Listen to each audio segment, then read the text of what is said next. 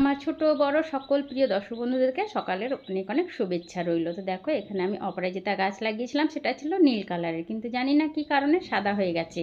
আর সাদাটা হওয়ার কারণে নীলটা খুব কম হচ্ছে, সাদাটাই বেশি হচ্ছে।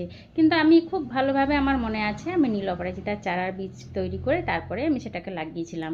তো তোমরা যদি কেউ জানো কী কারণে এটা হয়েছে, অবশ্যই একটু আমাকে কমেন্ট করে জানিও। তো দুটোকে আমি কী করে আলাদা করব কিছুই বুঝতে পারছি না। তো যাই হোক, ফাইনালি আমি নিচে চলে গেলাম। যাওয়ার পরে রান্নাঘরে তোমাদের দাদাভাই বলল যে কি আজকে একটু আলুর পকোড়া করো। তো দেখো আলুটাকে আমি ঘষাতে ঠিক করে ঘষে নিয়ে এখানে সব কিছু দিয়ে, যেহেতু নিরামিষ ছিল, পেঁয়াজ রসুন কিছু দেওয়া যাবে না, আমি সে যা যা থাকে দিয়ে পকোড়া তৈরি করেছি। ওদিকে দাদাভাইয়ের গরম গরম ভাত বেড়ে দিয়েছিলাম, আর এদিকে দেখো ঢেঁড়স আলু দিয়ে কালো জিরে ফোড়ন দিয়ে ঝোল করেছিলাম, কারণ পুরোটাই ওদিনে নিরামিষ খাবার ছিল। লাল লাল করে পকোড়াটা ভেজেছিলাম ঝাল ঝাল করে, যা দারুণ স্বাদ হয়েছিল না খেতে। তো পুরো রেসিপিটা দেখতে হলে অবশ্যই আমার সাথে থাকতে হবে, আমার চ্যানেলে জুড়ে থাকতে হবে, চ্যানেলটিকে সাবস্ক্রাইব করতে হবে। তা আবার দেখা হচ্ছে পরের মিনিট।